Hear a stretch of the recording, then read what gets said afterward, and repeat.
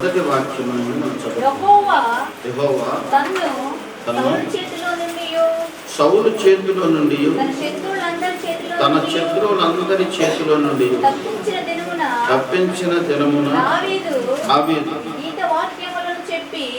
ఈ గీత వాక్యములను చెప్పి యెహోవాను స్తోత్రించెను. అతడిట్లనెను, యెహోవా నా శైలము, నా కోట, నా రక్షకుడు, నా దుర్గము, నేను ఆయనను ఆశ్రయించుదును. నా కేడము, నా రక్షణ శృంగము, నా ఉన్నత దుర్గము, నా ఆశ్రయ స్థానము, ఆయనే నాకు రక్షకుడు. బలాత్కారముల నుండి నన్ను రక్షించువాడవు నీవే. కీర్తనీయుడైన యెహోవాకు నేను మొరపెట్టి తిని, నా శత్రువుల చేతుల నుండి ఆయన నన్ను రక్షించాడు. దేవునికి స్తోత్రం. దావీదు కృతజ్ఞతగా ఇక్కడ పలుకుతున్న మాటలు ఏంటంటే, దేవుడు రక్షించినప్పుడు, దేవుడు కాపాడినప్పుడు. ఎలా కాపాడాడు? సౌలు చేతుల నుండి అనేక మార్లు కాపాడాడు. సౌలు చేతుల నుండి 2 సార్లు వీటిని విసిరినప్పుడు అది తగలకుండా చేసింది ఎవరయ్యా అంటే దేవుడు. దావీదుకు తగలకుండా చేశాడు. కారణం ఏంటి అంటే, దావీదు యథార్థవంతుడిగా బ్రతుకుతున్నాడు. దావీదు దేవునికి కృతజ్ఞతగా బ్రతుకుతున్నాడు. దావీదు దేవుని చిత్తానుసారముగా బ్రతుకుతున్నాడు. కనుక మరణము 2 మార్లు మరణము తన మీదకు వచ్చినా తనను తప్పించాడు దేవుడు. ఇవన్నీ కూడా గమనిస్తున్నాడట. మనమైతే గమనిస్తామో లేదో తెలియలేదో. రోగం వచ్చినప్పుడు బ్రతికి పట్టగట్టామా అంటే అదేదో మెడిసిన్ ద్వారాగానో లేకపోతే ఏదో ద్వారా అనుకుంటామని. దేవుడు నీకు తోడే ఉన్నాడన్న సంగతి నువ్వు మర్చిపోతావు. కానీ దావీదు మర్చిపోలేదండి. దావీదు మర్చిపోలేదు. ఏమంటున్నాడు తెలుసా? యెహోవా తన్ను సౌలు చేతిలో నుండి, తన శత్రువులందరి చేతిలో నుండి తప్పించిన దినమున దావీదు ఈ గీత వాక్యమును చెప్పి యెహోవాను స్తోత్రించెను. ఏం చేశాడంట? దేవుని స్తోత్రించాడు, స్తుతులు అర్పించాడు. యెహోవా శత్రువు చేతుల నుండి నన్ను విడిపించాడు, సౌలు చేతుల నుండి నన్ను రక్షించాడు, సౌలు చేతుల నుండి నన్ను బ్రతికించాడు, భయంకరమైన ఆ పరిస్థితుల నుండి నన్ను విడిపించావు నాయన అని చెప్పి దావీదు ఎంతగానో దేవునికి కృతజ్ఞతాస్తుతులు తెలియపరుస్తున్నాడు. కృతజ్ఞతాస్తుతులు తెలియపరుస్తున్నాడు. కృతజ్ఞత అనేది చాలా ప్రాముఖ్యమైన విషయం అన్నమాట. ఒక మనిషికి దేవుడు చేసిన మేలును మరవక కృతజ్ఞత తెలియపరచుకోవటం ఎంతో మేలు.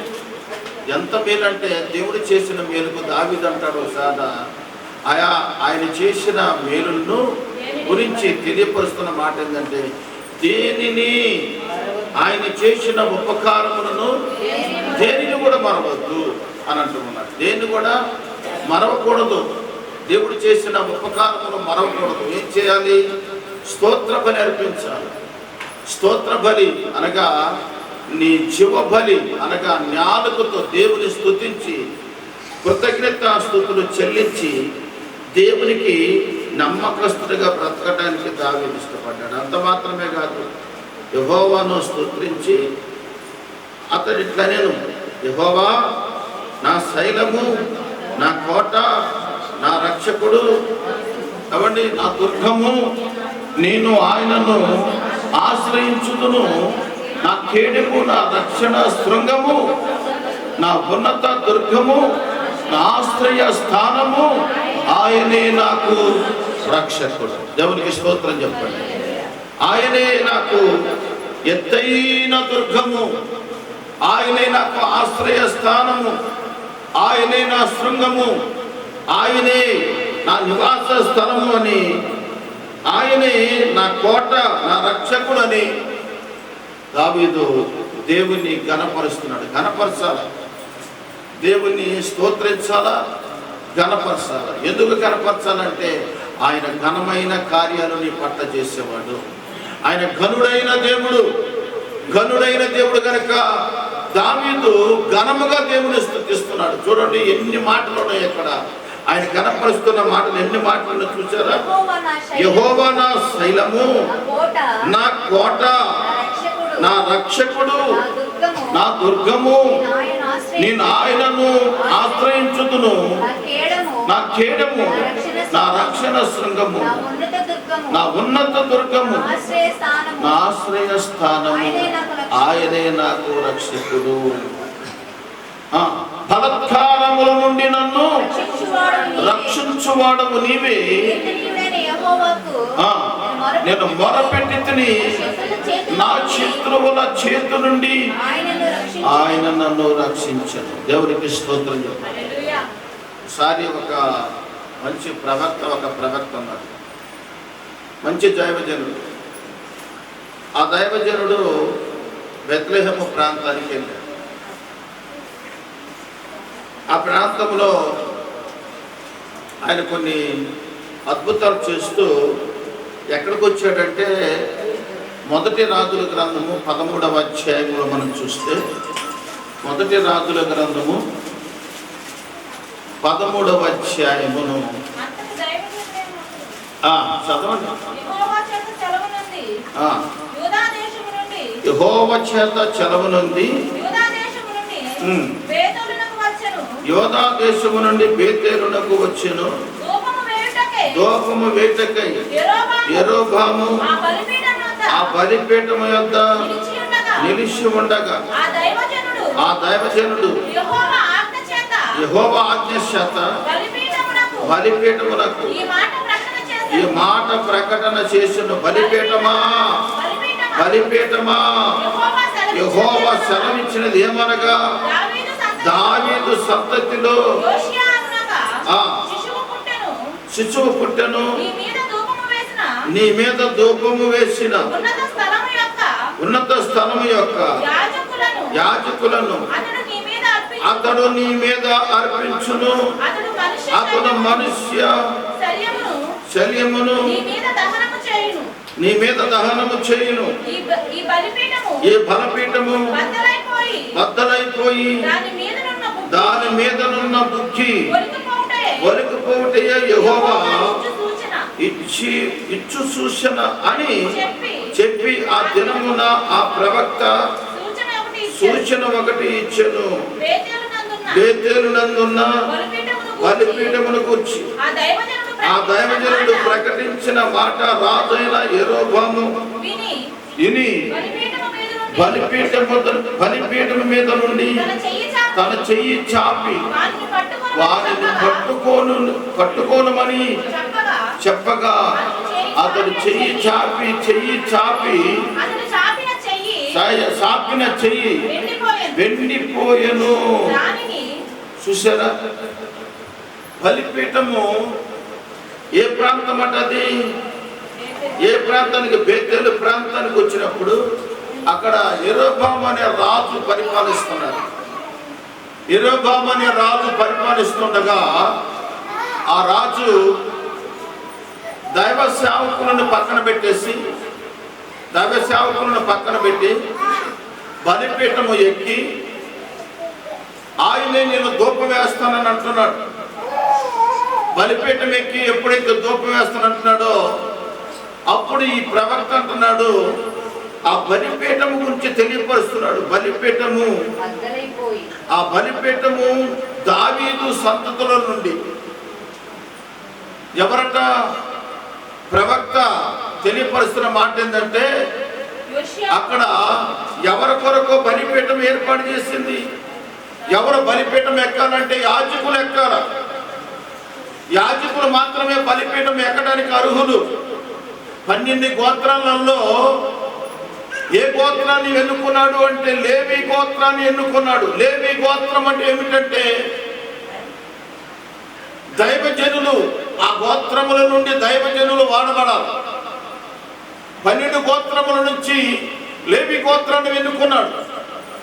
అందులో నుంచి దైవజనులు దేవుడే ఏర్పాటు చేసుకున్నాడు.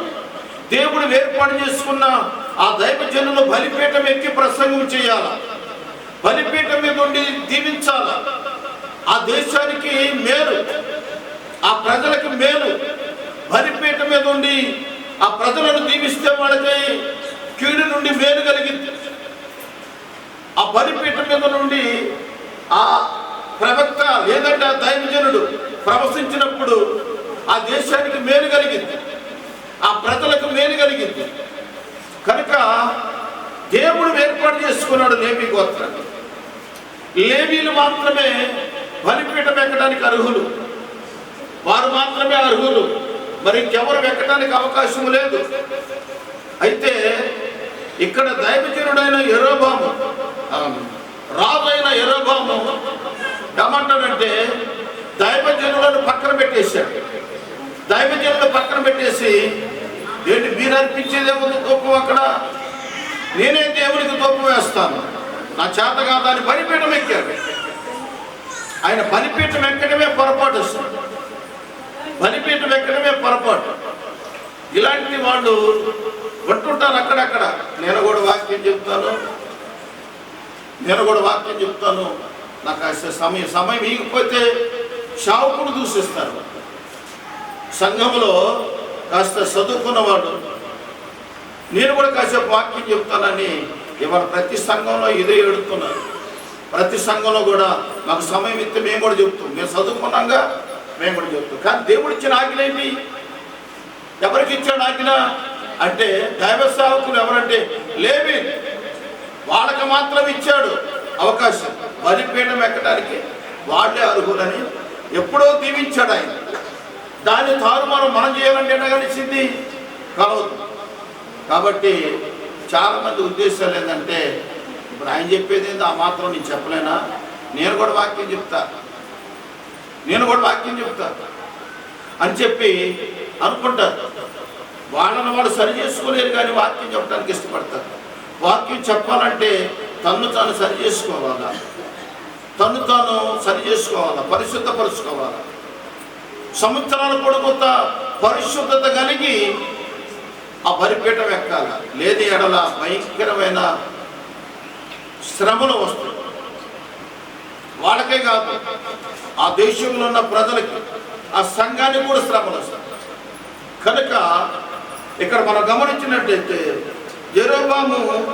యెరోబాము బలిపీఠము యొద్ద నిలిచి ఉండగా ఆ దైవజనుడు బలిపీఠం యొద్దకు పోయి నిలిచాడట.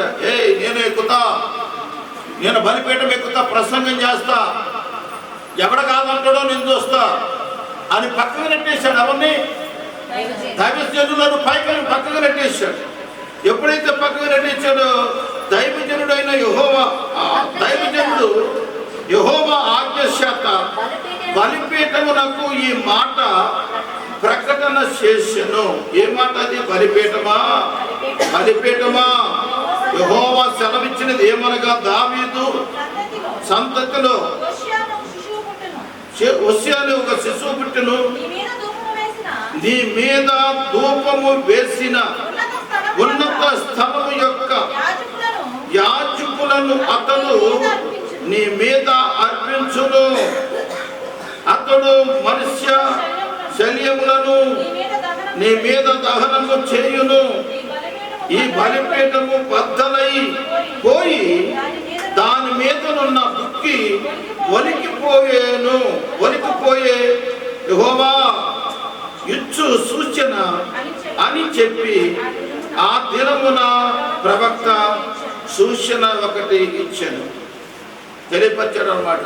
బాబు, నువ్వు ఎక్కుతున్నావు కనుక ఈ బలిపీఠం బద్దలైపో, ఈ బలిపీఠం మీద బుగ్గిగా మార్చబడుతుంది అని చెప్పి ఆయన చెప్పినప్పుడు ఆ మాటలన్నీ లెక్క చేయకోకుండా దాని మీద ఎక్కి పైగా ఏమంటాడు తెలుసా? ఆ దైవజనుడు ప్రకటించిన మాట రాజైన యెరోబాము విని బలిపీఠం మీద నుండి తన చెయ్యి చాపి వానిని పట్టుకోనమని చెప్పగా అతడు చెయ్యి చాపిన చెయ్యి ఎండిపోయెను. ఏమైపోయిందట? చాపిన చెయ్యి అలాగే ఎండిపోయిందట, కర్రలాగా అయిపోయింది, జీవం లేదు, రక్తం ఆడట్లేదు, అప్పటికప్పుడే ఎండిపోయింది. చూసారా? మందసాన్ని దావీదు మందసాన్ని కొత్త బండి మీద కొత్త ఎడ్లు కట్టుకొని కొత్త బండి మీద తీసుకుని వస్తుంటే అక్కడ ఉజ్జియా అనే ఒక వ్యక్తి దాన్ని తొలిగి ఆ కాలు ఎత్తు కాలు దారినప్పుడు ఆ మందసం ఉరుగుతుంటే చెయ్యి పెట్టిన వెంటనే ఏమైపోయాడట, అక్కడికక్కడ మరణించాడు. అలాగే ఈయన కూడా బలిపేట మీద నుండి చెయ్యి జాపినప్పుడు ఏం జరిగిందట, ఆ చెయ్యి పూర్తిగా ఎండిపోయిందట. వెంటనే తన తప్పు తను తెలుసుకున్నాడు. తెలుసుకొని ఏం చేశాడు, అప్పుడు రాజు నా చెయ్యి మునుపుట వలె బాగొగునట్లు దేవుడైన యెహోవా సముఖమందు నా కొరకు వేడుకొనుమని ఆ దైవజనుని బతిమాలుకొనగా దైవజనుడు యెహోవాను బతిమాలుకొనెను కనుక రాజు చెయ్యి మరలా బాగయి మునుపటి వలె ఆయన. స్తోత్రం చెప్పండి. హల్లెలూయా. దేవునికి స్తోత్రం. చావుకుని ప్రార్థన మన జీవితాలు వెండిపోతున్న బ్రతుకులను సిగులుపు చేస్తాడు. నువ్వెంత ప్రార్థన చేస్తున్నా నీ వెనక ఒక దైవ సేవకుడి ప్రార్థన నీకు ఎంతో అవసరం. ఎంత అవసరం అంటే ఎండిపోతున్న జీవితాలను, మోడు వారిపోయిన జీవితాలను సిగురింపు చేయటానికి దైవ సేవకుడు, దేవుడు పిలుచుకున్న సేవకుడు నోరు తెరిచి చిన్న ప్రార్థన చేస్తే అది నీకు ఆశీర్వాదకరంగాను, మేలుకరంగాను, దీవెనకరంగాను, రక్షణకరంగా దేవుడు ఆశీర్వదిస్తాడు. దేవునికి స్తోత్రం. అందుకనే దైవ సేవకుని మీద ఎవరు తిరుగుబాటు చేయరు తెలిసినవాడు.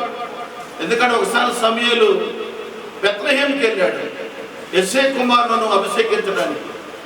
ఊళ్ళో ఉన్న పెద్దలందరూ దేవుని వాక్యం తెలిసినవాడు, దేవుని గురించి తెలిసిన వాళ్ళు, దైవ సేవకుల గురించి తెలిసిన వాళ్ళు ఏం చేశారట, ఆ ఊరి గవిని వద్దకు వచ్చారట. గవిని వద్దకు వచ్చి సమూయేలుతో అంటున్నారు, అయ్యా దైవజనుడా సమూయేలు, నువ్వు సమాధానకరంగానే మా గ్రామానికి వస్తున్నావా?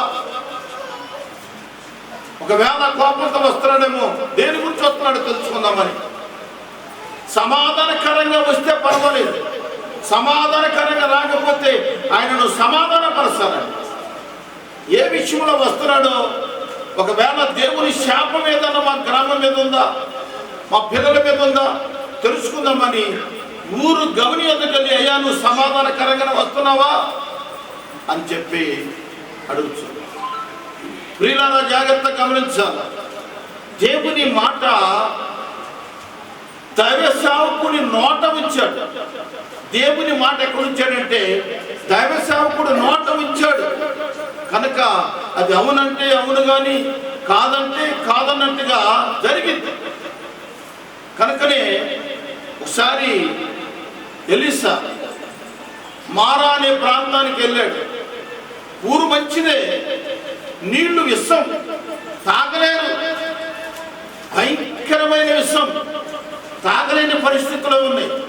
ఆ ఊరు వాళ్ళు అన్నారు, అయ్యా ప్రవక్త గారు, దైవజనుడా, మా ఊరు మంచిదే కానీ నీళ్లు మంచిగా లేవయ్యా, నీళ్లు చెడిపోయినాయి, నీళ్లు విషం, తట్టుకోలేకపోతున్నామయ్యా అంటే ఆయన ఆ నీటిలో కాస్త ఉప్పు కలిపినట్టుగా మనం చూస్తాం. దేవునికి స్తోత్రం. ఏమైపోయిందంటప్పుడు మధురముగా మార్చబడ్డదట. మారానుభవం మధురముగా మార్చగలవు నీవు, మారానుభవం మధురముగా మార్చగలవు నీవు. దేవునికి స్తోత్రం. మల్లారాత్రి అసలు ఈరోజు పొడిగించే కొద్దిగా వెళ్తున్నామంటే కనుక ఆ దైవజనుడు చేసిన పనికి ఆ ఊరంతా చక్కటి నీళ్లు, మంచి నీళ్లు, కొబ్బరి నీళ్లు లాంటి నీళ్లు మధురముగా మార్చబడ్డాయి. దేవుడికి స్తోత్రం చెప్పండి. దేవుడు అభిషేకించి పంపిన దైవ సేవకులను ఎప్పుడు కూడా వ్యర్థమైన స్థితిగా ఉంచకూడదు. దావీదుని దేవుడు వెనుకున్నాడు. దావీదుని వెనుకుంటే సౌలు చంపాలని చూస్తున్నాడు. అనేక మార్లు ప్రయత్నం చేశాడు. కానీ ఎన్ని మార్లు ప్రయత్నం చేసినా దావీదు మరణమును తప్పించుకుంటూ వస్తూనే ఉన్నాడు. అది దావీదు వశ్యములో లేదు, దేవుని వశ్యములో ఉంది. ఇక జబ్బు వచ్చింది అనుకోండి, చిన్న జ్వరం తగిలి చనిపోయిన వాళ్ళు ఉన్నారు, లేదా ఎందరో ఉన్నారు. కానీ ప్లేట్లెస్లు పడిపోయి మరణము లోపలికి అంచు వరకు పోయి తిరిగి బ్రతికి లేచిన వారు అనేకులు ఉన్నారు. అది నా దేవుని చిత్తమైనది. దేవునికి స్తోత్రం. దేవుని చిత్తము లేకుండా ఏ ఒక్కటి కూడా జరగదు. ఎందరో మరణాపాయం చిత్రం నుంచి దేవుడు బ్రతికించాడు. ఒక నూతనమైన కృప చేత బలపరుస్తూ ఉన్నాడు.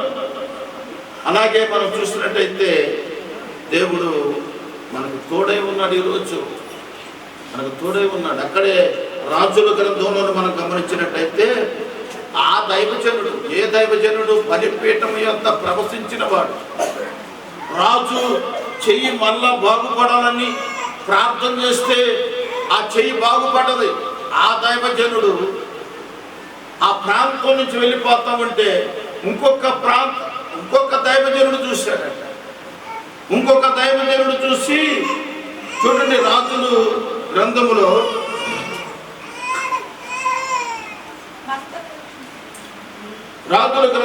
మనం గమనించినట్టయితే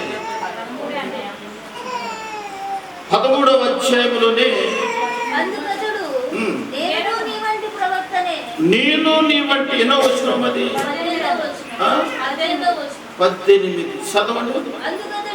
అందుకతడు నీ వంటి ప్రవక్తనే మరియు దేవదూత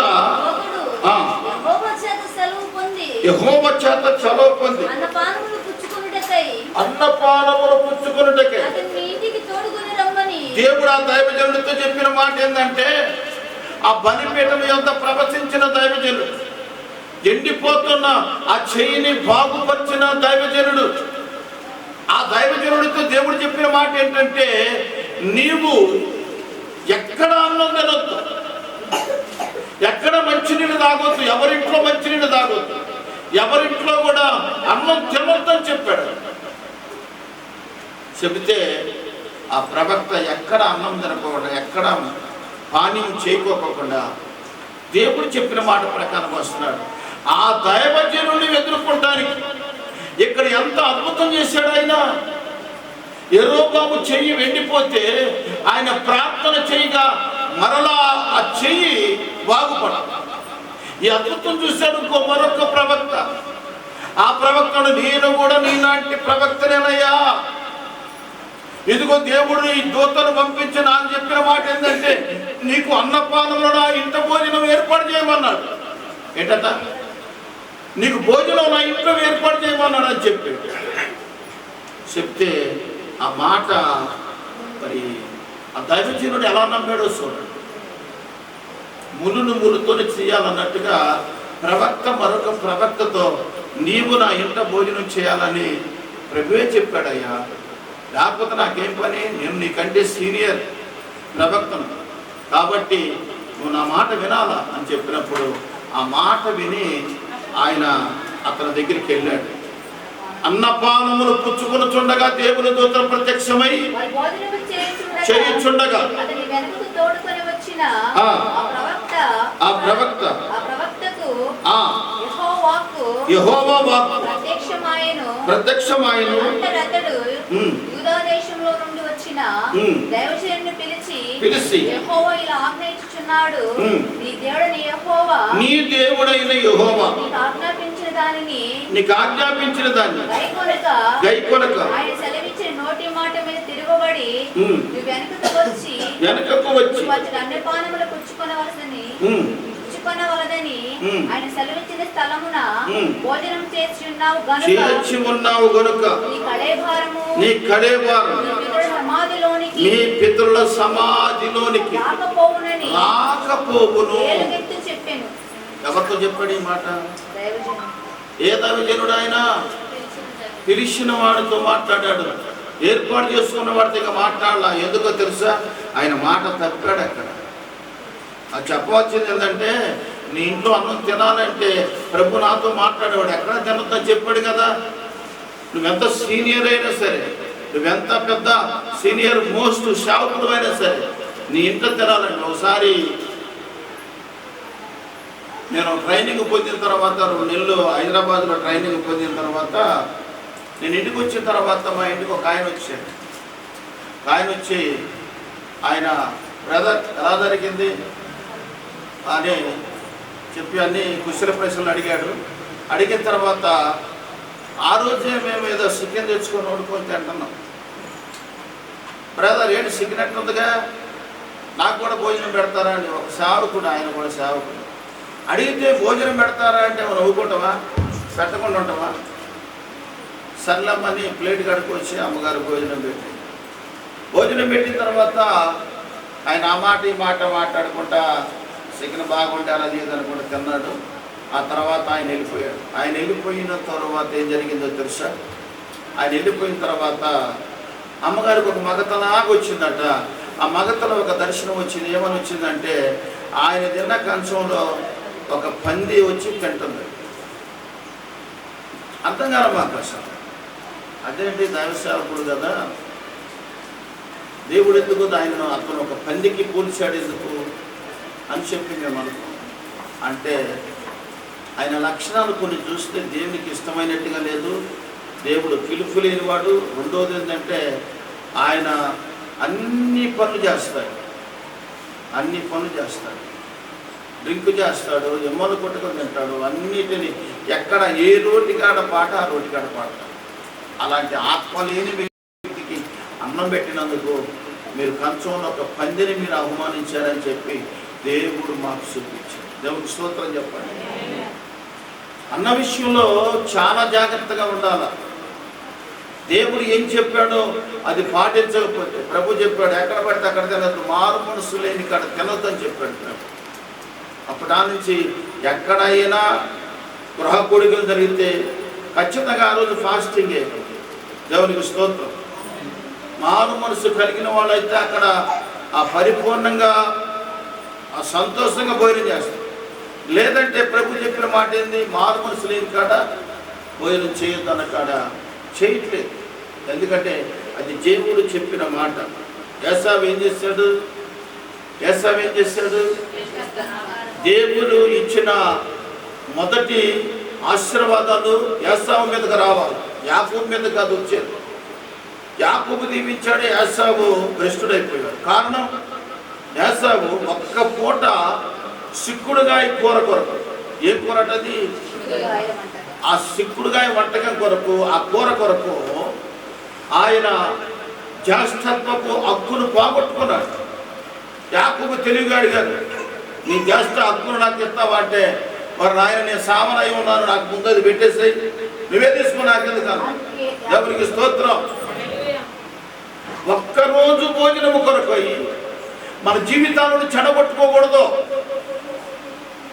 ఎక్కడ భోజనం చేస్తున్నామో, ఎలా భోజనం చేస్తున్నామో తెలుసుకోవాలా. సొంతంగా మనవరాలు వాళ్ళ పాపకి పుష్పవతి అయిన తర్వాత ఆ ఫంక్షన్ మేము చెయ్యము, ఆ ఫంక్షన్కి వెళ్ళం. ప్రభు చెప్పిన మాట ఏంటంటే, పుష్పవతి అయిన తర్వాత ఫంక్షన్ చేయమాకని చెప్పాడు. ఒకరోజు అయిన తర్వాత ఆ ఫంక్షన్ జరిపించడానికి వెళ్ళాను నేను. 4 నెలలు దేవుడు చెప్పిన మాట లేకపోతే 4 నెలలు మంచాన్ని పట్టాను లెక్కల. ఏదో సమయానికి వచ్చేసి వాక్యం చెప్పి వెళ్ళిపోయాడిని. బలహీనత మీద బలహీనత తట్టుకోలేకపోయాడు. ప్రభు చెప్పాడు, వెళ్ళకూడదు ఇలాంటి చెప్పాను కదా నీకు అని చెప్పాడు. తర్వాత గమనించినట్టయితే ఇక అప్పటి నుంచి ఎవరైనా ఫంక్షన్ చేసుకోవాలంటే ఓణి ఫంక్షన్ ఏర్పాటు చేసుకోండి. ఎప్పుడు పుష్పవతి కాకమునకు ఓణి ఫంక్షన్ ఏర్పాటు చేసుకోండి. అది ఏ దోషం ఉండదు. దాని ద్వారాగా 4 మాటలు దేవుని మాటలు చెప్తాం, ఆ బిడ్డను ఆశీర్వదిస్తాం, బాగుంటుంది. కానీ పుష్పవతి అయిన తర్వాత మాత్రం జరిపించకూడదు. జాగ్రత్తగా నా సంఘం ఆడపిల్లలు ఉన్న వాళ్ళు జాగ్రత్తగా నాను ఎప్పుడు జరిపించుకోవాలంటే ఆ 10వ సంవత్సరమును 11వ సంవత్సరములోనే మరి ఆ ఫంక్షన్ జరిపించుకోవాలనుకున్న వాళ్ళు జరిపించుకుంటే మంచిది. సొంత మా మనవరాలు ఖచ్చితంగా మీరు రావాలయ్య గారు అని అంది. ఎలా నేను తెలుసు, ఆమెకు తెలుసు, నేను రానని తెలుసు కూడా రావాలి, ఒక్కసారన్నా కనపడిపోవాలి. ఇప్పుడు కనపడిపోతే ఏమైతే అంటారు? ఈ ప్రవక్త ఏం చెప్పాడు? నేను ప్రవక్తనే, నేను కూడా ప్రవక్తనే, నీలాంటి ప్రవక్తనే, నేను కూడా ప్రవక్తనే. 18వ వచనం ఏమంటున్నాడు చూడండి. నేనును నీ వంటి ప్రవక్తనే. అక్కడ పడిపోయాడు మనోడు, ఇక్కడ మా మనవరాలే పడిపోయాననుకో ఏం జరిగింది? ఒక్కసారి వచ్చిపోఉంది అంతే. నేను అనుకున్నది ఏంటంటే ఇక్కడుండి ప్రార్థన చేస్తే దేవుడు కార్యం చేస్తాడు, కానీ అక్కడ పోవటం వల్ల దేవుని మాట నేనేం చేసినట్టు అవుతాను, పక్కన పెట్టిన వాడు అవుతాను. దాని ద్వారా భయంకరమైన దోషం వచ్చింది, ఏదో కీడు వచ్చింది. అసలే ఇప్పుడు బలహీనతల చేత బాధపడుతున్నామని ఇక నేను తిరిగి కూడా చూడలా. మా పిల్లలను పంపించాను, పిల్లలు వెళ్ళారు, మరి భోజనం అయితే చేయలేదనుకుంటా, భోజనం చేయకుండా వచ్చారు. ఎందుకంటే అక్కడ పాటించలేదు. మరి మనవాళ్ళు కనుక ఇవ్వాల్సిన సద్వినియోగం చేసి వచ్చారు. కానీ దేవుడు నాతో చెప్పాడు కనుక నేను కానీ శావుకురాలు కానీ అక్కడ అడుగు పెట్టలా. కారణం పెట్టాడు మనోడే కాదట్లా. అదే పుష్పవతి కాకముందు వాళ్ళు ఫంక్షన్ జరిపించుకున్నట్టయితే అందరికంటే ముందు మేనో ముందు 4 మాటల వాక్యం కూడా చెప్పేవాడు అక్కడే. అంటే వాళ్ళ సేవకులు ఉన్నారు అక్కడ, ఉన్నా కానీ సమయం మనకి ఇచ్చేవాడు. అక్కడికి వెళ్తే 4 మాటల వాక్యం చెప్పడానికి కూడా బాగుండేది. కానీ అది ఎంత మనవాళ్ళైనా సరే అక్కడ అడుగు పెట్టడం ద్వారా ఏం జరిగింది? ఏ సందర్భంగా వెళ్తున్నాం మనం? ఇంతకాలం అనుకోండి, ఇప్పుడు ఏ సందర్భంగా వెళ్తున్నాం అంటే అమ్మాయి ఆ రీతిగా ఉన్నది కనుక, ఫంక్షన్ అయింది కనుక, ఈ ఫంక్షన్ సందర్భంగా మనం ఖాళీగా వెళ్ళినా కానీ ఆ దోషం మనకు చుట్టుకోకుండా ఉండదు. దేవుడికి స్తోత్రం చెప్పండి. దేవుడు అవునంటే అవును, కాదంటే కాదు. క్రైస్తవుడు ఎలా ఉండాలంటే దేవుని మాట మీద నిలబడాలి. దేవుని మాట తప్పిపోతే నువ్వు ప్రార్థన చేస్తే ప్రార్థన దేవుడు ఆలకించడు, నువ్వు మొరపెడితే దేవుడు ఆలకించడు. నేను చెప్పిన బోధను మీరు వినకపోతిరి. సామెతల గ్రంథం 1వ అధ్యాయం, నేను చెప్పిన బోధ వినకపోతిరి. 23వ వాక్యం ఏంటంట? ఆయన చెప్పిన మాట మనం వినలేదు కనుక నేను గద్దింపగా నేను చెప్పిన బోధ ఏమి వెనక త్రోసివేసితిరి. నేను గద్దింపగా లోబడకపోతిరి. లోబడాలి. ఇప్పుడు నేను పోయేట కనపడి వస్తే వద్దామని వెళ్ళాను అనుకో, ఇప్పుడు నేను లోబడినట్టేనా? దేవునికి లోబడినట్టేనా? ఒకవేళ నా మీద బాధ పెట్టుకుంటారేమో తెలుసు, వాళ్ళు నిజంగా వాడు అర్థం చేసుకుంటే నా మీద బాధ పెట్టుకోడు. ఎందుకంటే ఆయన మా తాతయ్య కావచ్చు, కానీ దైవ సేవకుడు, ఆయన దైవ సేవకుడు కాబట్టి దేవుని చెప్పినట్టుగా నడుస్తున్నాడు. మేమేం అనడానికి అవకాశం లేదు. ఆయన అట్టుంటేనే మాకు దీవెన అని అనుకోవాలి. దేవుడి మాట ఆయన వింటేనే మాకు దీవెన అని చెప్పి అనుకోవాలి ఆ రీతిగా. కాబట్టి ఒకవేళ అపార్థం చేసుకునే వాళ్ళైతే అపార్థం చేసుకుంటారు. ఒక చేసుకున్నా కానీ ఏం జరగదు. ఎందుకంటే మేము దేవుని మాట వింటున్నాం కనుక ఏ కీడు రాకుండా నిత్యము కాపాడేది ఆయన. దేవునికి స్తోత్రం చెప్పండి. మనుషులు కాదు మన కీడు తొలగించాల్సింది, మనుషులు కాదు మన బాధలు తొలగించాల్సింది. ఇక్కడ నేను కూడా నీ వంటి ప్రవక్తనే, నేను కూడా నీ వంటి ప్రవక్తనే అని మోసగించాడు. నా ఇంట భోజనం చేయమని ప్రభు చెప్పాడు, నీకు భోజనం పెట్టమన్నాడు. చదవండి ఆ మాట, చదవండి.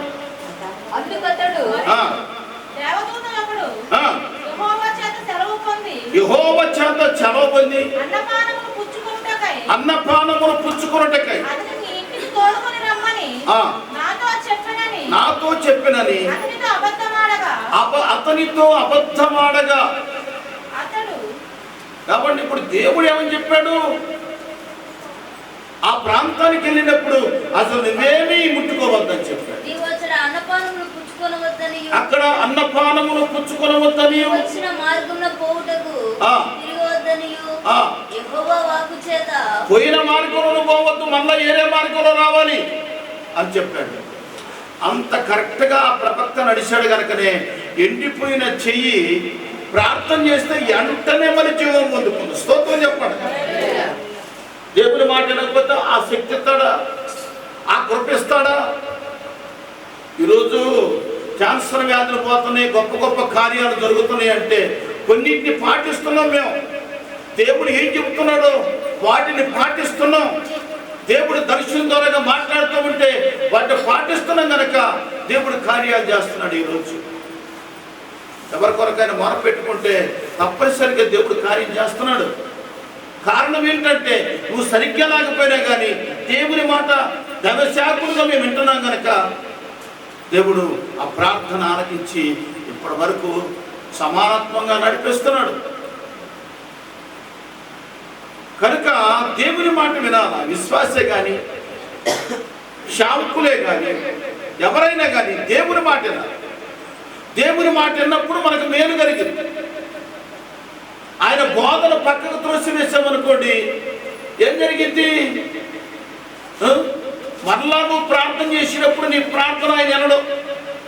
నువ్వు మొరపెట్టినప్పుడు నీ మొర ఆయన వినడు. నీ ప్రార్థనకు జవాబు రాదు. నువ్వు బాధల్లో ఉన్నప్పుడు నువ్వు ప్రార్థన చేస్తావు.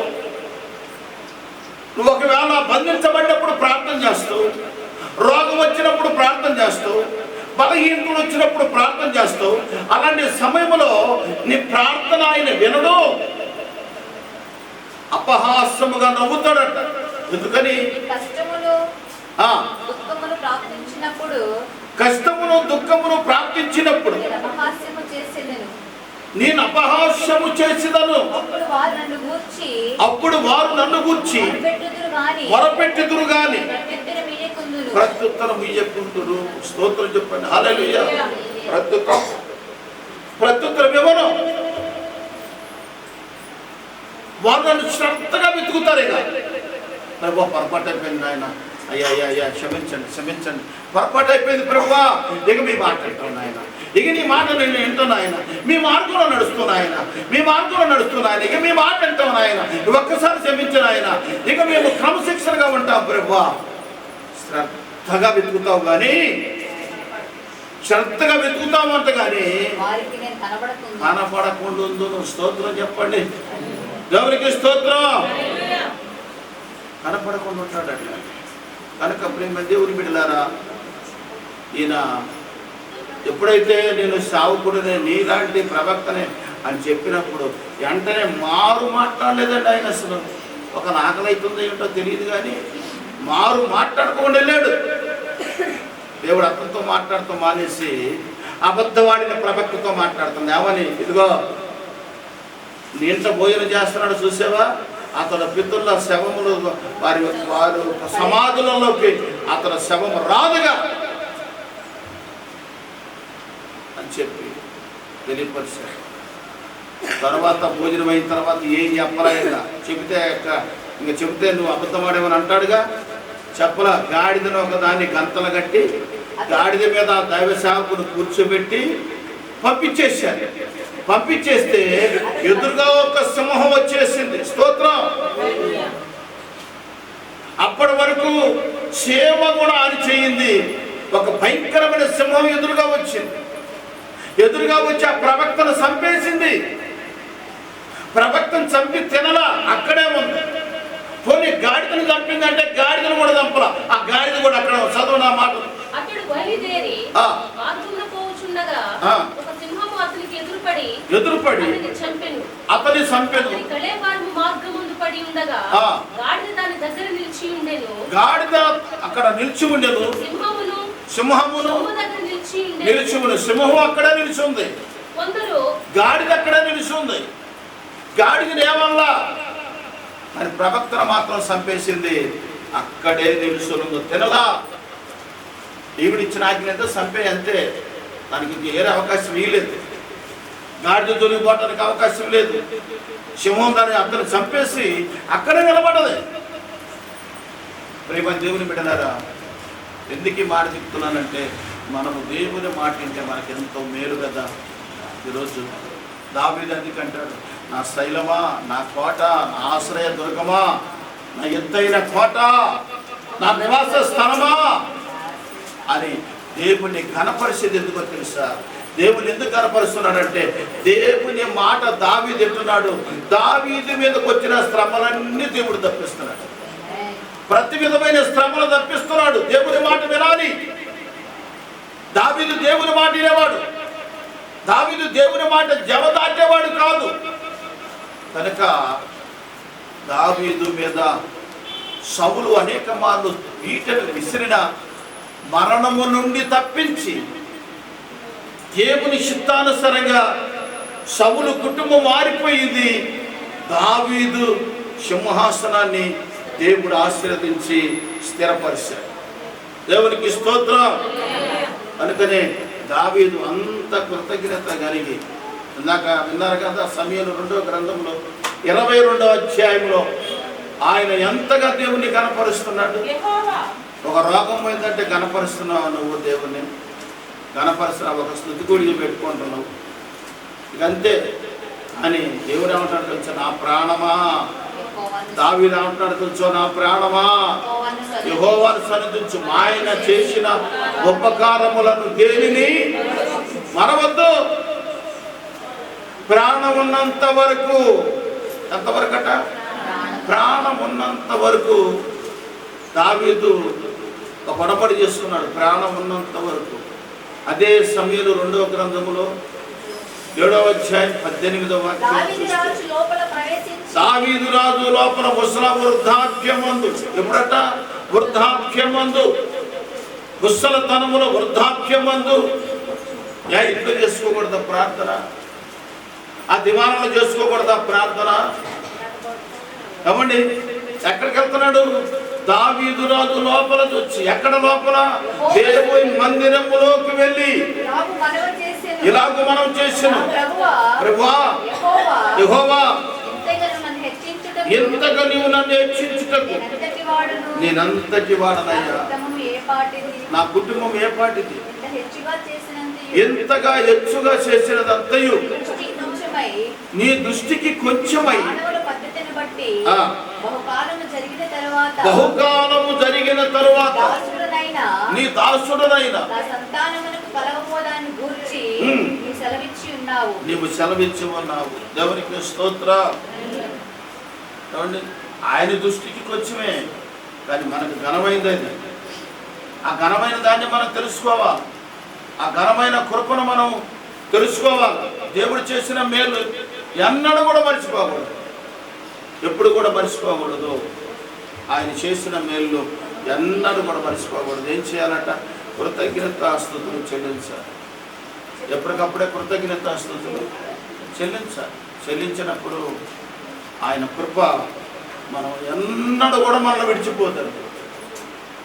తేనె చెట్టు చుట్టూరు తేనెటీగ ఎలా తిరిగిందో ఆయన కృప మన మీద అంత అధికముగా తిరుగుతూ ఉంటుంది. స్తోత్రం చెప్పండి. కనుక ప్రియమైన దేవుని బిడ్డలారా, ఒకటి, దేవుని సన్నిధిలో దేవుని మాట మనం వినేవారిగా ఉండాలి. వినకపోతే శ్రమ. ఆయన బోధన పక్కన పెడితే మనకు శ్రమ. ఆయన మాట మనం వింటే మరణము నుండి విడిపించగలిగిన సమర్థుడు దేవుడు. మరణమా నీ ముల్లెక్కడని శాసించిన వాడు, సజీవుడు, లోకరక్షకుడు, సర్వశక్తిమంతుడు, సమాధిలో నుండి నా ప్రాణములను విమోచించుచున్నవాడు. దేవునికి స్తోత్రం. కనుక దేవుని మాట మనం వింటే మనకి ఎంతో మేలు, ఎంతో మేలు. ఈరోజు దేవుని మాట వినేవాళ్ళు ఎంతమంది చెప్పండి? దినానికి వెళ్ళొద్దంటే దినానికి వెళ్తారు, సమర్థ మంత్రికి వెళ్ళొద్దంటే సమర్థ మంత్రికి వెళ్తారు, సమర్థ మంత్రులు జరిపించుకోకూడదంటే జరిపించుకుంటారు. దినం చేసుకుంటే అయ్యగారు మీరు ఎందుకు రారని అడుగుతారు. అంటే వాళ్ళతో పాటుగా అయ్యగారిని కూడా చంపుదామని, వాళ్ళు ఎట్లా వచ్చినోళ్ళే, మళ్ళీ అయ్యగారిని కూడా చంపుదామనేగా. అంటే సంప్రదాయం అంటే నా ఉద్దేశం ఏంటంటే ఇక్కడ కాదు, అక్కడ దేవుడి రాజ్యం ఉండదు. లోక సంబంధమైన అన్నిటినీ పాటిస్తే నీకు దేవుడి రాజ్యం లేదు. దేవుడు నీతిమంతుడు, యథార్థమంతుడు, పరిశుద్ధుడు, నిష్కలంకుడు, నిత్యము కోట్లాది దూతల చేత ఆరాధన నొందినవాడు ఆయన. మనం ఎలాగుండాలా? అల్పులమైన మన ఆరాధన కూడా కోరాడు ఆయన. అల్పులమైన మన ఆరాధన కూడా కోరాడు. అలాంటిది మనం ఎలాగుండాలి? ప్రభు సన్నిధిలో దేవుని మాట శ్రద్ధగా వినాలి. శ్రద్ధగా వినినవాడు ఐశ్వర్యవంతుడగును. ఎలాగుంటాడట? శ్రద్ధగా వినినవాడు ఐశ్వర్యవంతుడిగా మార్చబడతాడు. వీళ్ళందరూ దేవుని మాట వెనక లోకంలో పడిపోతున్నారు. లోకంలో పడిపోయి తన మీదకు శిక్ష వచ్చినప్పుడు ఏడుస్తూ, అయ్యో నీ మాట నేను వినినట్టయితే బాగుండు, నీ మాట నేను వినినట్టయితే బాగుండు. ఈ ప్రవక్తకు ఆశాంచుకోవడం లేదు. మరణమే ఏకంగా సింహమే ఎదురొచ్చేసింది. సింహం ఎదురొచ్చేసింది కనుక ఆయన మాట విన్నంత చెప్పు ఎండిపోయిన ఆయన ప్రవశిస్తే చెయ్యి ఎండిపోయింది, ఆయన ప్రార్థన చేస్తే చెయ్యి బాగుపడ. అంత గొప్ప కృపను పొందుకున్నాడు. అంత కృపను పొందుకున్న వ్యక్తి ఎందుకు నిర్దాక్షిణంగా చనిపోయాడు?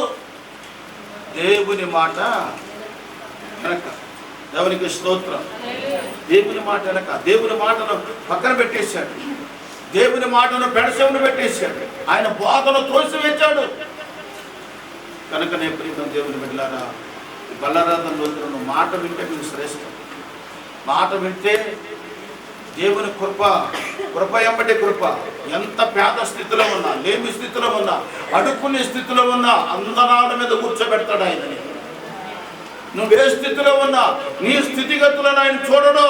నీ హృదయాన్ని చూస్తాడు, నీ యథార్థతను చూస్తాడు. ఆయన మాట వినే నీ దగ్గర ఆ నీతిని చూస్తాడు. ఆ నీతిని బట్టి నిన్ను ఆశీర్వదిస్తాడు ఆయన. నిన్ను ఒక నూతనమైన కృపగా మార్చుకుంటాడు. ప్రేమైన దేవుని బిడ్డలారా, కనుకనే దేవుని సన్నిధిలో మనం ఏమై ఉన్నాం? దేవుని మాట వింటున్నాం, మనం వింటలేదా? దేవుని మాటను త్రోసివేస్తున్నావా? అది నీకు ఏ రోజైనా సరే అది నీకు ప్రమాదం. దేవుని మాట వింటే అది నీకు ఆశీర్వాదం. మన ఆరాధన పాట పాడుకున్నాం కదా ఈరోజు. కృపలను తలచుతూ ఆయుష్కాలం అంతా కృతజ్ఞత కలిగి, ఏం కలిగి ఉండాలా? కృతజ్ఞత కలిగి. ఆయుష్కాలం అంతా కృతజ్ఞత కలిగి. 4 రోజులు ప్రార్థన చేస్తే 4 రోజులు ఆగిపోయేది కాదు. 40 రోజులు ప్రార్థన చేసి ఆగిపోయేది కాదు. 21 రోజులు ప్రార్థన చేసి ఆగిపోయేది కాదు.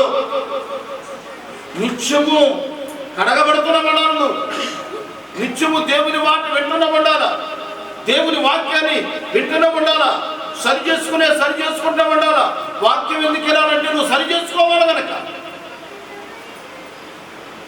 యమనస్తులైనా ఎవరైనా దేని చేత వారిని నడతలు సరి చేసుకుంటారంటే వాక్యం చేత. వాక్యం చేత వారు నడతలు సరి చేసుకుంటారు. వారి బ్రతుకులు మార్చుకుంటారు, మార్గంలోకి నడిపించబడతారు. నువ్వు నడిపించబడాలా, ఆశీర్వదించబడాలా, నువ్వు దీవించబడాలి. అపోస్తుల కార్యంలో మనం చూస్తూ ఉన్నాం. 2వ అధ్యాయంలో మనం చూస్తూ ఉన్నాం. చివరి మాట అపోస్తుల కార్యంలో 2వ అధ్యాయంలో మనం చూస్తూ ఉన్నాం. ప్రియులారా, అందరూ ఒక చోట కూడుకొని ఉండి అప్పుడు వేగముగా బలమైన గాలి వంటిది ఆకాశము నుండి అకస్మాత్తుగా వారి మీదకి వచ్చేసిందంట. వారందరూ ఏం చేశారో తెలుసా? వేక మనస్సు కలిగి ఉన్నారట. ఆ గదిలో, ఆ మేడ గదిలో ఏక మనస్సు కలిగి ఉన్నారు కనుక అకస్మాత్తుగా వారి మీదకి వేగముగా ఆ గాలి వచ్చినప్పుడు దేవుడు పంపిన పరిశుద్ధాత్మ గాలి అది.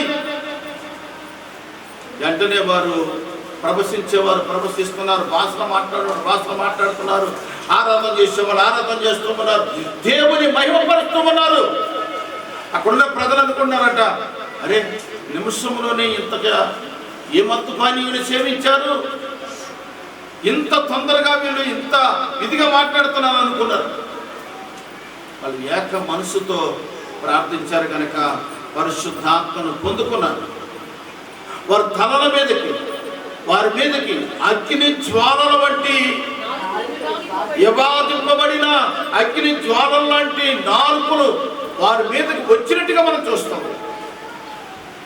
ప్రియులారా, వారందరూ కూడా అభిషేకించబడ్డారు. ఎంతమంది ఉన్నారంట మేడగదిలో? 120 మంది ఉన్నారు. 120 మంది కూడా అభిషేకం, ఒక్కళ్ళు కూడా తొలగిపోలేదండి. స్తోత్రం చెప్పండి. ఒక్కళ్ళు కూడా తొలగిపోలా, అభిషేకాన్ని పొందుకున్నారు. దేవుని అభిషేకాన్ని పొందుకున్నారు. దేవుని వైపు ఒక ఏక మనసు కలగాల. దేవుని మాట వినే మనసు నీకుండాలంటే ఏక మనసులకు రావాలా. భార్య భర్తల మధ్య ఏక మనసు ఉండాలి. పిల్లల మధ్య ఏక మనసు ఉండాలి. పనిచేస్తున్న ప్రతి ఒక్కరి మధ్య ఏక మనసు కలిగి ఉండాలి. అప్పుడు దేవుడు మన మధ్యలో నివసిస్తాడు. ఆయన బలమైన గాలిగా మన మధ్యలో, వారి మధ్యలోకి వచ్చినప్పుడు ఏం జరిగిందంట? వారందరూ కూడా భాషలతో మాట్లాడుతున్నట్టుగా మనం చూస్తాం. వారందరూ కూడా అభిషేకించబడ్డారు. ఆ మేడ గదిలో నుంచి కిందికి వచ్చిన తరువాత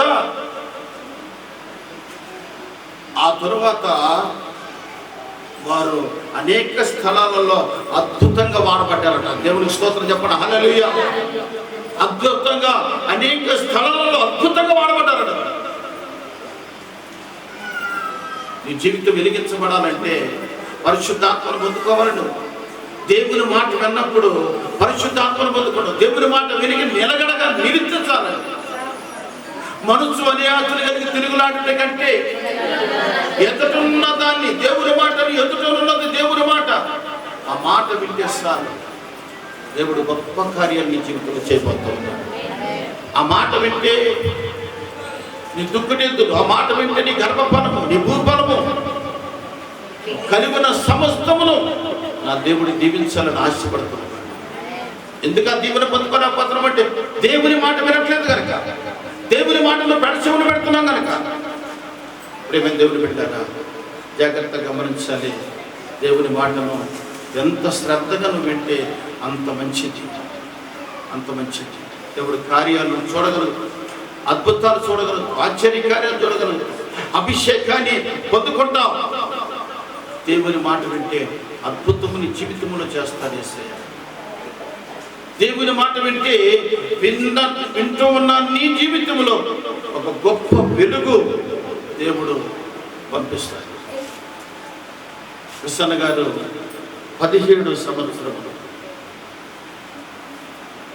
ఆయన 17 సంవత్సరాల వయసు వచ్చేంత వరకు దాదాపుగా 2 సంవత్సరాలు రక్తం కప్పు తిరుగుతున్నాడు. రక్తం కప్పు. ఒక ఇంట్లో ప్రార్థన జరిగితే ఆ ప్రార్థన కాడికి పోయి ఆ మెట్ల కాడ కూర్చున్నాడు. ఆయన మెట్ల కాడ కూర్చున్నాడు. ఒళ్ళంతా రక్తమే. ఆ పొట్ట మీద రక్తం కక్కి కక్కి కక్కి ఉన్నాడు. ఆ పెంట తిప్పల మీద అన్నం పారేస్తే ఆ మెతుకులు ఎరుపుని తినేవాడట కృష్ణ గారు. అన్నం పెట్టలే ఎవరు. ఎంతో వ్యాధన అనిపించాడు, బాధ అనిపించాడు. రక్తం కక్కాడు ఆయన. ఖచ్చితంగా ఆ మాట అన్న తర్వాత నాకు ఒక మాట గుర్తుకొచ్చింది. నేను 3 సార్లు రక్తం కక్కాను. ఏంటి పరిస్థితి అంటే, నాతో పాటికి ఎంతమంది డ్రింక్ చేస్తున్న వాళ్ళందరూ ఎవరికి కక్కలేదే. తండ్రితో ప్రభు ఎప్పుడైతే పట్టుకున్నాడో మనలో ఉన్న పాపం అనేది రక్తం ద్వారా బయటికి పంపించేశాడు. స్తోత్రం చెప్పండి. దేవునికి స్తోత్రం. మా నాన్నగారు కూడా మేకపోతులు మరి అది పీక కొరకటం, తాగటం, ఈయన కూడా మంచి అలవాటు. మా నాన్నగారు కూడా రాయలసీమ మహానుభావుడు ఎక్కడ ఉండవు. స్తోత్రం. గోడల పీట మీద కూర్చుంటే తప్పేశాడు. ఎక్కడ కూర్చుంటే, కడుపుతో ఉన్న కోడలు పీట మీద కూర్చుంటే తప్పేశాడు. కొడుకులు మాట్లాడటానికి అవకాశం లేదు. ఆయన నుండి ఆయన అక్కడ ఆనుకొని కూర్చున్నాయి. కొడుకులు మాట్లాడటానికి ఇల్లేదు. ఇక మా ఆవిడ అయితే ఉండే కర్ర ఒకటి తీసుకొని ఊరు చుట్టూరికి ఎదివాడు. మెదడు కూడా చూసుకుంటాం. ఏం చేస్తాం అంటే బతకనెత్తడా, వాడు వేసాలు చూస్తేనే భయపడి చచ్చిపోవాలి. దేవునికి స్తోత్రం. అంత భయంకరుడు. ఆయన చేసిన పాపం దేవుళ్ళకి వచ్చిన తర్వాత నేను కక్కాల్సి వచ్చింది రక్తం. 3 సార్లు రక్తం కక్కాను. దేవునికి స్తోత్రం చెప్పండి. యేసన్న గారు ఆ ఇంట్లో ప్రార్థన చూసుకొని బయటికి వెళ్ళిపోతూ ఉన్నప్పుడు ఆ టైంలో ఆకాశము నుండి ఒక ఏనుగు గొప్ప ఎలుగొచ్చి ఆయన మీద ఎప్పుడైతే పడ్డదో ఆ క్షణమందే ఆయనలో ఉన్న దురాత్మ వెళ్ళిపోయింది. ఆయన మంచివాడిగా మార్చబడ్డాడు, దేవుని సేవలో నిలబడ్డాడు. అనేక స్థలాలలో అందరికీ ఒక ఆత్మీయ తండ్రిగా నిలబడ్డాడు. దేవునికి స్తోత్రం చెప్పడం హల్లెలూయా. ఆయన పాట పాడిన సంఘం లేదు ఈరోజు. ఆమేన్. ఆయన పాట పాడిన సంఘం ఏదైనా ఉందా అంటే లేదు. ప్రతి సంఘం వాడాల్సిందే, ప్రతి సంఘం వాడాల్సిందే. ఆయన పాట పాడకపోతే ఆత్మ రాదేమో, నాకైతే రాదు. స్తోత్రం చెప్పండి. ఆయన పాట పాడితే అది ఒక ఉత్సవం. దేవుడు అద్భుతంగా వాడుకున్నాడండి. దేవుని మాట ఎంత శ్రద్ధగా విన్నాడంటే ఆ పిచ్చితనం పోయిన తర్వాత దేవుని మాట శ్రద్ధగా విన్నాడు, ఉపవాసాలు ఉన్నాడు, ప్రార్థన చేశాడు. తల్లిదండ్రులు అన్నం తినరా, నీకేం బాధరా అంటే వాళ్ళకు సొంత మిల్లు ఉందో నెల్లూరులో. అలాంటి వ్యక్తిని దేవుడు అద్భుతంగా వాడుకున్నాడు. ఎంత దెబ్బల నుంచి పైకి లేవనెత్తుతాడు నా యేసయ్య. ప్రధానులతో కూర్చోబెడతాడు. బిల్లీ గ్రహం గారిని అన్నారంట, అమెరికా అధ్యక్షుల వారు అన్నారంట, నీకు అమెరికా అధ్యక్షుల వారు అమెరికాలో ఉన్నతమైన వాళ్ళు అన్నారట, నీకు అధ్యక్ష పదవి ఇద్దామనుకుంటున్నాయా అని చెప్పి అన్నారట. ఎవరికే బిల్లీ గ్రహం గారి.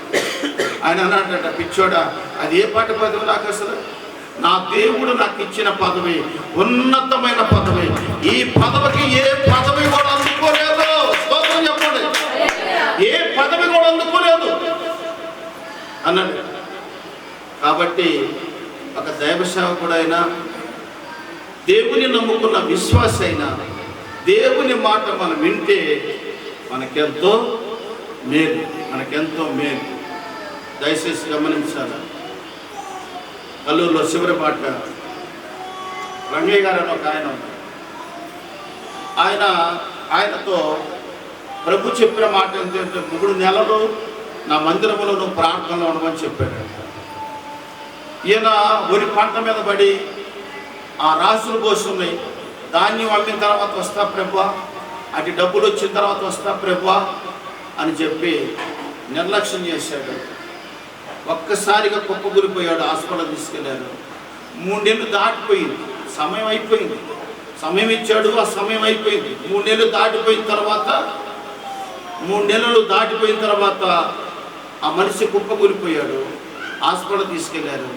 తిరిగి శవం ఇంటికి వచ్చింది. దేవునికి స్తోత్రం చెప్తాను. దేవునికి స్తోత్రం. ఒక వ్యక్తి గురించి భయంకరంగా ఏడ్చాను నేను. ప్రభువా నేను ఎంత చేసి ఎందుకు ప్రభు ఈ మచ్చ నాకు ఎందుకు ఇలా అన్నారు అని అనుకున్నా అని ప్రార్థన చేశాను. దేవుని చిత్తం ఏంటో తెలియదు, దేవుని చిత్తం ఏంటో తెలియదు. నన్ను బాధ పెట్టిన వాడు ఈ రోజు లేరు. స్తోత్రం చెప్పండి. నన్ను మాటలతో హింసించిన వారు ఈ రోజు లేరు. కారణం ఏంటో తెలుసా? ఆయన పిలుపు, ఆ తండ్రి పిలుపు అంత గొప్పది. స్తోత్రం చెప్పండి. ఆ పిలుపులో గొప్పతనం అంత. అది నేను కాపాడుకున్నంత వరకు ఏ అపాయం నా గుడారం వైపు కన్నెత్తి చూడదు. స్తోత్రం. అది దేవుడు మనకిస్తున్న వాగ్దానం. కనుక దేవుడు చెప్పినప్పుడు నువ్వు వింటే ఆయన సక్కనెత్తుకుంటాడు. దేవుడు చెప్పినప్పుడు వింటే ఆయన ముద్దాడుతాడు. దేవుడు చెప్పినప్పుడు వింటే ఆయన కుడి పక్కన నీకు కుర్చీ వేస్తాడు. ఆమేన్. స్తోత్రం చెప్పండి. కనుక ఆయన మాట్లాడగా ఆయన బోధన పక్కన దోసేస్తే ఆయన మనం మొరపెట్టినప్పుడు ఆయన వినడు. మన బాధలలో వినడు, మన కష్టాలలో వినడు. చూసారా? దైవ సేవకుడిని కూడా చూడాలి. సింహాన్ని పంపించేసి ఆయన కళాధారం ఎక్కడికి రాలేదట, తన పితరుల సమాధుల మధ్యలోకి రాలా. దేవుడు రోషము కలిగిన దేవుడు. జాగ్రత్త. ఉండవలసిన రీతిలో ఉండాలి. వినవలసినప్పుడు వినాలా, తగ్గించుకోవలసినప్పుడు తగ్గించుకోవాలా. దేవుని పట్ల నువ్వు ఉండవలసిన రీతిగా ఉంటే 10 కాలాలు ప్రభు నిన్ను ఆశీర్వదిస్తూ, నీ బిడ్డలను ఆశీర్వదిస్తూ, నీ పిల్ల తరము వరకు కృపాక్షేమములు నీ అంట వచ్చును కాక. కలవచ్చండి. ప్రార్థన చేసుకుందాం. పరిశుద్ధుడా తండ్రి, మీకు వందనాలు, స్తోత్రములు నాయన. కృపతో జ్ఞాపకం చేసుకున్నాం దేవా. ఎందరో మీ మాట వెనక ఆయన ఎందరో పడిపోతున్నారు. మీ మాట వెనక ప్రభా ఎన్నో మార్లు తొలగిపోయినప్పుడు కూడా కరుణించావు, రక్షించావు, కృప చూపించావు, బ్రతికించావు, నీ సేవలో ఉంచావు. తండ్రి ఈ పొందనాలు స్తోత్రాలు నాయన. ఎందరో ప్రభువా ఏ ఆయుధము నాకు విరోధముగా నిలిచిన ఏ ఆయుధము వర్తవని చెప్పావు. అవునయ్యా, ఈ సేవకుడికి విరోధంగా నిలిచిన ఏ ఆయుధం ఇప్పటికి వర్తన కూడా చేశావు. దేవా ఈ పొందనాలు స్తోత్రాలు తండ్రి. దయతో జ్ఞాపకం చేసుకుని సూచించండి. మీరు సమీపముగా ఉన్నప్పుడే మీ మాట మేము జాగ్రత్తగా వింటే ఆయన అది మాకు మేలు, అది మాకు దీవెన, అది మాకు ఆశీర్వాదము ఆయన. మా బిడ్డలకు మేలు తండ్రి. వెనకపోవటమే భయంకరమైన శోధన నాయన. వెనకని అనేకులు పడిపోతున్నారు, అనేకులు నశించిపోతున్నారు, అనేకులు మీ మాటలు మీ బోధన పెడచెవులు పెట్టి నశించిపోయిన వారు ఉన్నారు నాయన. అయ్యా, అనుకూలమైన మమ్ములను ఈ స్థితిలో ఉంచామండి. కేవలముగా నీ కృప మాత్రమే నాయన, కేవలముగా నీ కృప మాత్రమే యేసయ్యా. దయతో జ్ఞాపకం చేసుకుంది తండ్రి. తండ్రి ఈ స్థితిలో ఉన్నామంటే కేవలముగా నీ కృప మాత్రమే అయ్యా. దయతో జ్ఞాపకం చేసుకోండి. ఎందరో మాట భోజనం కొరకు, ఒక్క పూట అన్నం కొరకు వారి జీవితాన్ని నాశనం చేసుకున్న పరిస్థితులు ఎన్నో ఉన్నాయి నాయన. కుల సావాసానికి పడి ఇదిగో నువ్వు అడుగుతున్న వాక్యని రావాలంటే అటుపోయి ఇటుపోయి చివరాఖరికి మరణం తెచ్చుకొని దేవుని మాట లెక్క భయంకరమైన స్థితిలో పడిపోయిన వారు ఎందరో ఉన్నారు ప్రభా. మమ్మల్ని అయితే సజీవులుగా ఉంచావు, తండ్రి. యేసయ్యా, ఈ స్థితిలో ఉన్నామంటే కేవలముగా నీ కృప మాత్రమే దేవా, కేవలముగా నీ కృప మాత్రమే. నీ కృపలో జీవిస్తున్నాము తండ్రి, నీ కృపను బ్రతుకుతున్నామయ్యా. కలవరపడేనే కొండల వైపు నా కనులు ఎత్తుదునా, కొండల వైపు నా కనులెత్తి పొదువతో నిన్ను కుమిలెదనా, పొదువతో నిన్ను కుమిలెదనా. నీవు నాకుండగా నీవే నాకుండగా, నీవు నాకుండగా, నీవే నాకుండగా, నీవే